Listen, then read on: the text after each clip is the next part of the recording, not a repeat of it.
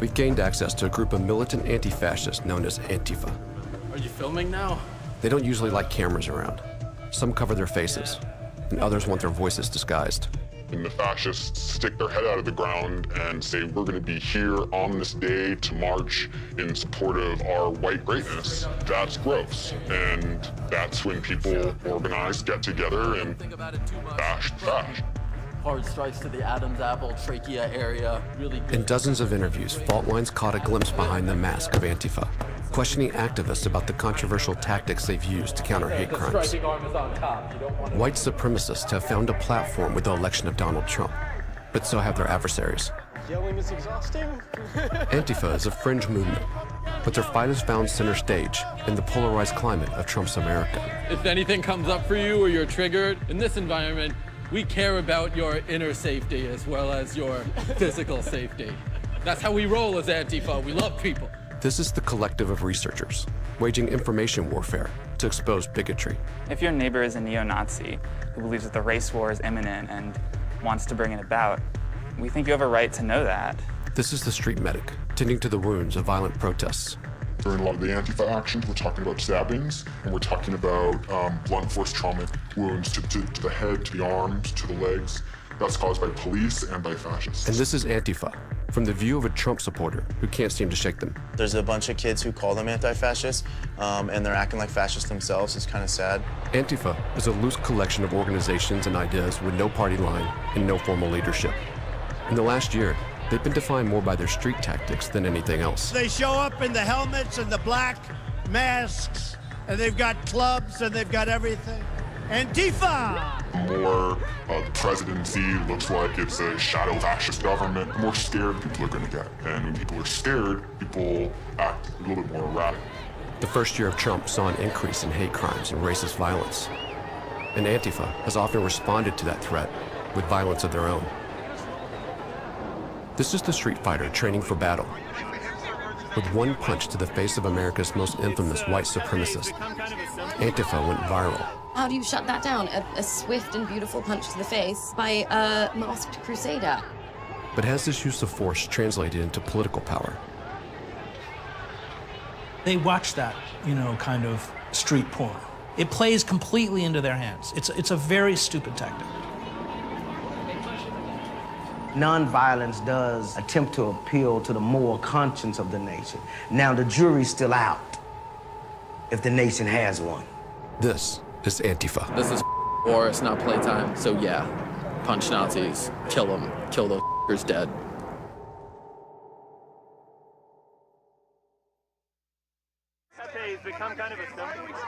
It was a year ago when Josh Dukes first saw this video of Richard Spencer getting punched on Inauguration Day. The 35-year-old hacker, who goes by Hex, was across the country, watching from a Seattle hospital bed. That's not probably going to change somebody's mind. I think that, it would have been better if it was an egg. Earlier that day, he joined a large group of anti-fascists to protest a speech by Trump supporter and provocateur, Milo Yiannopoulos. I don't want you fighting. I just want to go listen to the man speak. Me and that. That's bull. Inside the half-full auditorium at the University of Washington, Milo celebrated Trump's election with the college Republicans. Newsflash for the radical left. You will never stop me, because you can't stop different opinions with violent intolerance. And we all now know, everybody now knows, where the violence is coming from. Outside, Antifa tried to block people from attending the talk. I wanted to be part of in the group of people who was there opposing that and opposing him. And what I ended up doing was jumping in and de-escalating in a few places. A black-clad protester attacked this young Trump supporter and pelted him with paint. 30-year-old Mark Aquana was not able to get into the talk, so he spent the evening scuffling with anti-fascist protesters. When Aquana, seen here in the yellow hat, allegedly began pepper spraying the crowd, Hex stepped in to confront him. The last thing I remember, I think I was holding with both hands the guy's jacket, yelling in his face, give me the pepper spray and I'll let you go. I'm gonna stop you, but I'm not gonna hurt you. I'm just not gonna let you hurt anybody else. And then I remember being shot.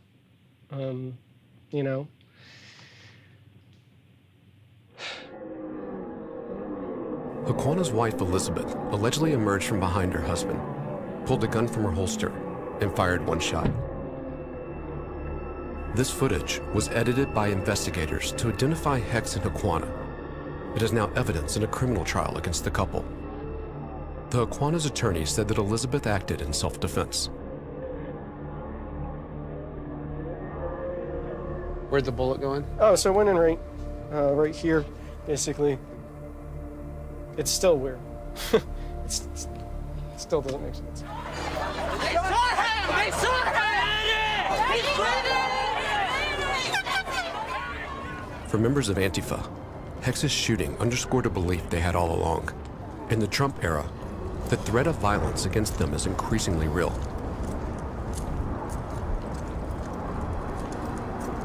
As we stretch and stuff, make sure you have enough space to spread your arms in every direction. I am Joe. Tonight, Hex's friend Joe is leading a martial arts training in the Seattle park. Try to swing your arms this way. The first technique is going to be based in the Wing Chun Kung Fu, which is These activists are preparing to defend themselves with violence if necessary. And so let's say you're going to get punched by somebody. Here I am, Proud Boy drinking, or traditionalist workers party person trying to call you a comrade while being a Klan member. Here I go, and I'm going to punch you because you see through that. All right, there you go, good. What part of the campus Republicans? I want to build a wall to keep out the immigrants because that is funny to my rich crack. And I'm gonna hit you, oh my God, there we go. All right, yeah, thank you. Hex is still recovering from the gunshot wound that almost took his life. A year later, he's taking a break from the street protest. But Joe and his crew went to the Women's March, where thousands of Seattle residents have gathered to oppose the Trump administration. No Trump, no KKK, no fascist USA. No Trump, no KKK, no fascist USA. No Trump. One of Antifa's adversaries is also on the scene. Trump supporter Joey Gibson has just arrived. So for me, the most important thing is freedom. That's how simple it is for me. He represents fascist populism, or just the idea of hiding behind traditional American values. Gibson's group is called Patriot Prayer. He's made a point of marching in liberal towns to remind everyone that Trump is president. It was one of the best nights of my life. I was so happy and so excited. And at that point, I thought that I was gonna be able to sit back and just relax, but things got even crazier after he was elected. The organizers of the rally are trying to say that Trump supporters are fascists. So we're gonna get some people with Trump gear up there and to kind of go into the crowd and talk to people and kind of help them understand that, Trump supporters are human too. They're not Nazis. Are you looking out for Antifa today? Yeah, but we've seen them here and there with their masks off, so they're not here in their black bloc, so that's good. Get excited, man. Get ready to get pepper sprayed. Do you have glasses? Yeah, when we go in there, hell yeah, gonna get sprayed. Feminism is cancer. It's going to destroy this economy. It's going to destroy this. White supremacy right there, white supremacy, queerphobia, transphobia, misogyny, misogynoir, all in one go. How you doing? Today, Gibson is marching with a group of right-wing Christian street preachers. They wouldn't let us in the indigenous people section, though. What? Not even him? I'm tolerant towards everybody, especially if what they're doing is using their free speech. Women want to rule the household. They want to run gangs. They want to have the right to kill their children if they want to. They don't want men to have that role of leadership. When you guys gonna start preaching? That gets to walk around with nothing but actual hate that leads to rape and murder, and his rights are protected. If I go over there and do anything to him, I'm spending the night in the cage. I am here to promote freedom. I am here to free Seattle. We're here to promote love. We're here to promote God. We're here to promote freedom, ladies and gentlemen. You are being used. Learn to be a woman. Hater, time to go home. With Antifa in the wings, Gibson's loudest challenge comes from the women in pink hats. It appears that Joe's tactics today will not include any punching. Instead, he'll try to shout Gibson down.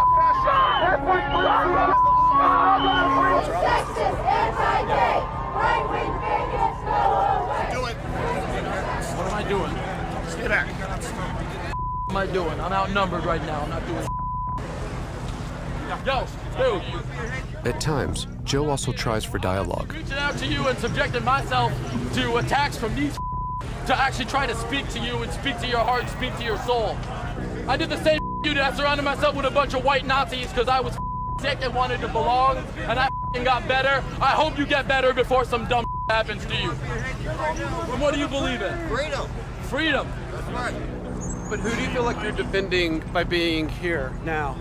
I mean, I'm defending my own sense of peace of mind. I don't want to just go and just leave these in what is my city right now. At the very least, if I can be here and scream, that's better than doing nothing. It makes me feel better than doing nothing. So that's what's up.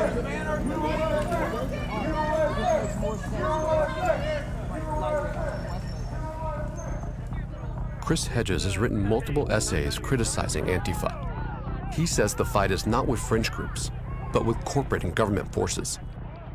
We're in serious trouble, but it's not these idiots who are putting us in trouble. We have very dark, sinister, totalitarian forces that are snuffing out the last vestiges of American democracy. And we better revolt, we better respond. And carrying out these kinds of street confrontations plays right into the hands of these centers of power. Natasha Leonard wrote an essay defending the masked activist who punched Richard Spencer. She says you can't ignore the link between Trump's election and the spike of incidents of racist harassment that have followed. I don't think they'd go away if you're ignoring them. They have a president.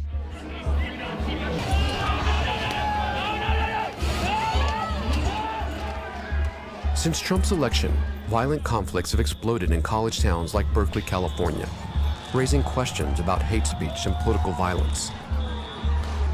These are questions that Berkeley's mayor has grappled with all year. It's not surprising when we have a president who openly talks about beating people up and is fanning the flames of hatred and division. And we're seeing those divisions, that rift, actually happen on the streets of the city of Berkeley. Last August, a broad coalition of activists here marched to oppose hate groups, and they invited Antifa to play a defensive role at the protest. Joey Gibson was also there. Gibson's clear. He wants to bait people on the left, especially Antifa, into acts of violence. Just keep going out there, preach love, preach freedom, and get it on camera, have them assaulting us, and so the people in the world knows who they really are. When Gibson entered a Berkeley Park with his hands up, he got his wish. I mean, they took the bait, you know, so I guess I'm thankful for that. As this mob of black-clad activists chased him out, Gibson's broad definition of free speech collided with Antifa's broad definition of self-defense.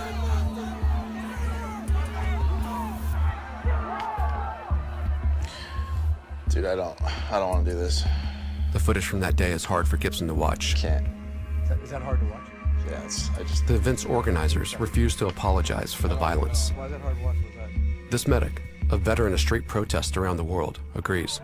A little bit of violence is okay. It looks as though the mob is trying to push these people out of a zone, and they succeeded in doing that. It didn't look like anyone was going to die. The goal was to make them leave, and that seems to be the result.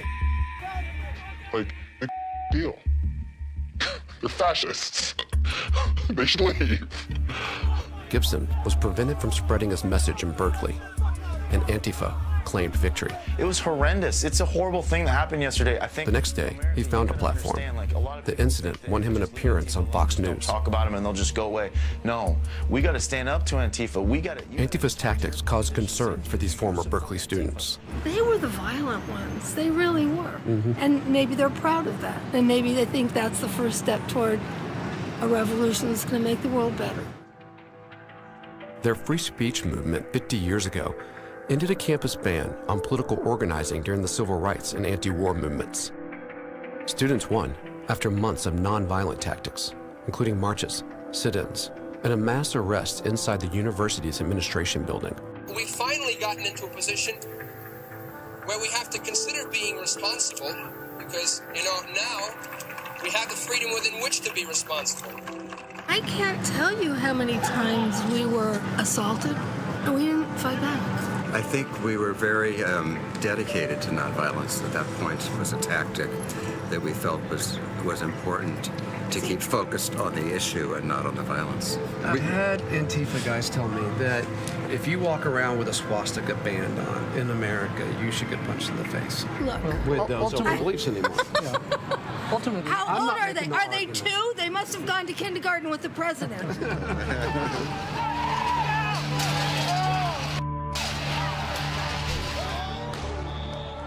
That's why nonviolence is important. You don't want to play into their provocation. I cannot cousin their belief in violence as a useful response to violence. And I see it as walking right into a very useful resolution to our social conflicts, which is civil war. Now the right wing has taken up the free speech movement's legacy, and the debate has taken a bizarre turn. is there a fight in the street to be waged against them? And if so, how should it be waged? There are ways, and we should respond. But punching people in the face or advocating censorship or the abolition of free speech is a very dangerous road to begin to walk down. The speech is repugnant, but once the left starts arguing for censorship and the abolition of free speech, which the state is only ultimately too happy to embrace, it's always the left that pays. White supremacy is violence. In pretty much every state, people have self-organized and said, like, we don't stand for this, and we're not going to ask politely to have an institution disinvite them. We're not going to ask for institutional authority at all. We're going to turn up with our bodies and say, not in my space. That's what protesters did last August to oppose a major gathering of hate groups in Charlottesville, Virginia. It ended tragically when a neo-Nazi allegedly murdered 32-year-old Heather Heyer. I did not anticipate someone driving a car into a crowd. I did not anticipate the police standing down. And I did not anticipate Antifa protecting us. Reverend Sekou came to march alongside clergy in Charlottesville that day. They formed a line to block white supremacists from gathering in a park. Sekou brought nonviolent tactics that have been a hallmark of the Black Lives Matter movement.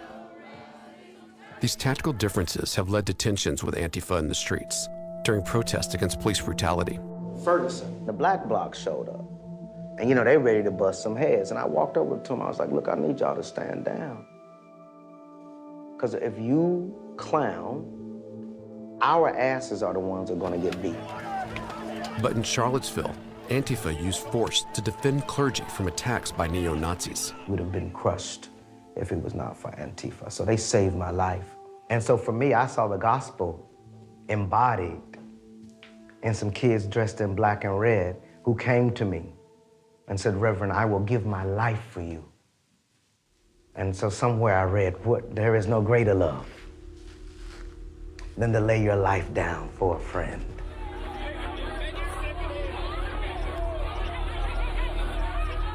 The act of violence that killed Heather Heyer fractured an ascendant white supremacist movement, despite attempts by President Trump to spread the blame. I think there's blame on both sides. You look at both sides. I think there's blame on both sides. No white supremacy, no neo-Nazis. Back on the West Coast, opposition to right-wing groups like Joey Gibson's intensified. In response, Gibson denounced neo-Nazis from the stage of a rally in Seattle. So the day after Charlottesville, we had a rally. Thousands of people just wanted to kill us. Like, they were mad. They were like, they looked at me like I was Charlottesville. It was bad. It was bad for a little bit there. I don't see a white supremacist problem on the West Coast, but tell that to the thousands of protesters that show up and stuff. But in Portland, Rose City Antifa does see a white supremacy problem. They've found it repeatedly at Gibson's rallies. These researchers use a tactic called doxing to publicize the personal details of their adversaries. Joey Gibson, bigot enabler. Rose City Antifa found out where Gibson worked and encouraged people to contact his employer. We thought it best to attempt to disrupt his income, which would maybe keep him a little bit too busy to continue organizing at such a rate. Days after the doxing campaign began, Gibson left his job. When you have people at your rallies who are organizing explicitly for white nationalist violence or to try and build an ethno-state, those are threats of violence. That's something that needs to be addressed. Rose City Antifa targeted Gibson after scanning the crowd at his March for Free Speech in April. There, they found two notorious white supremacists. We see here Jake Ott was photographed shaking hands with Jeremy Christian immediately after Jeremy Christian was throwing a fascist Roman salute, which is obviously well associated with the Nazis. Weeks after this protest, Jeremy Christian was arrested and charged with aggravated murder and hate crimes after allegedly stabbing 3 people on a Portland train. Death to the enemies of America. Leave this country if you hate our freedom. Death to Antifa. Last summer, Antifa found this interview with Jake Van Ott, an organizer for a group called Identity Europa. Identity Europa would be understood as what it is, as a hate group, and would be shut down by the community if they tried to hold their own rallies.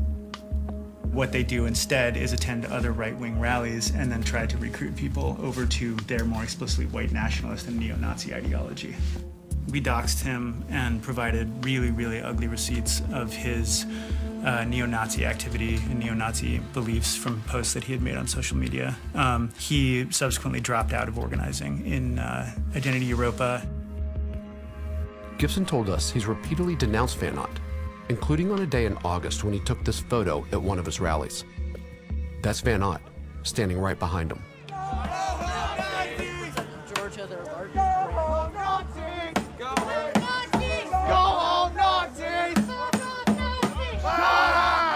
Gibson is still in the streets, but his turnout tonight is smaller. Antifa is following close behind him, doubling the crowd.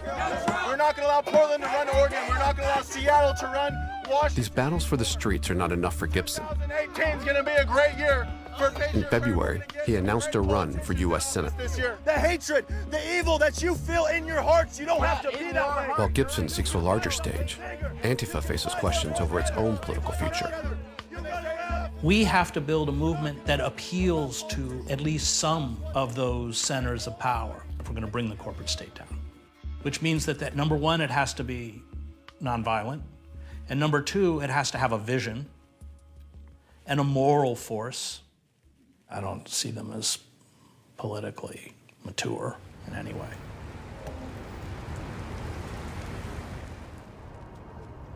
So what else is Antifa? And what sort of movement do they want to build? Somewhere around here. There's a pool of blood up here, or a shot. Since his shooting, Hex has been trying to answer that question, searching for a different form of justice in his case. 5 days after being shot, Hex gave a statement to police. He told them he did not want his attacker to be prosecuted. January 25th, 2017. I'm with a victim. Josh, can you say your full name? Spell your last name. Joshua Phelan Dukes. This is audio from his conversation with the detective. Things have been really, really blurry. I'm still on a lot of medication. The thing that I want isn't really a prosecution. I don't want to participate in a system that punishes people. To Hex, the systems of policing and mass incarceration are also forms of fascism. You know, the prison population is already pretty big, and putting more people into cages doesn't really seem to be helping a lot. He sent this letter to the Hoquanas through his attorney. My client believes a restorative justice-informed community response to Friday's violence is the ethical and effective path forward. My client wishes to express his empathy for the person who shot him. Hex says he won't testify at the trial of his attackers. Instead, he prefers a resolution with the Hoquanas outside of court. I've seen my friends attacked repeatedly again and again. It's really, really hard to maintain hey, let's de-escalate, right? Because this system of violence pushes people to escalate. May I touch you? May I touch your body? Okay, can I see you throw your arms up? I'm gonna keep trying to like do my thing. I kind of just hope that people are able to build the world that we want to see, you know, work towards the world that we want to see, and do that with compassion, not only for other people, but for ourselves.